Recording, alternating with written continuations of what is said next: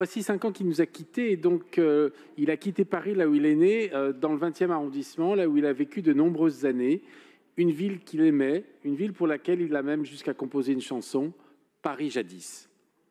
Paris, c'est plusieurs villages et chacun a son visage, chantait-il en duo avec son ami Jean-Pierre Mariel en 1977 dans le film générique du film Des enfants gâtés de Tavernier.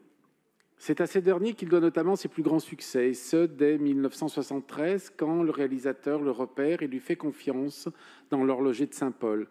4 ans plus tard, il reçoit le César du meilleur acteur pour un second rôle que dans La fête commence de Bertrand Tavernier, avant 2 ans plus tard, en 1978, La consécration et le César du meilleur acteur dans Le crabe-tambour. Son flegme habituel et sa légendaire moustache en font un personnage reconnaissable, mais surtout incontournable du cinéma français. Il aura joué dans 113 films, 37 téléfilms, digne représentant de la célèbre bande du Conservatoire.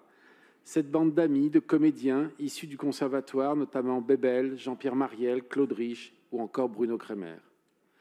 Jean Rochefort était devenu une célébrité intergénérationnelle. Il avait même notamment un compte Twitter dans lequel il s'entretenait. Il avait fini par en prendre conscience. Dans un célèbre entretien, il dit « Les vieux se souviennent du retour du Grand Blond, les moins vieux des JO 2004 et 2008 où j'ai commencé les épreuves équestres.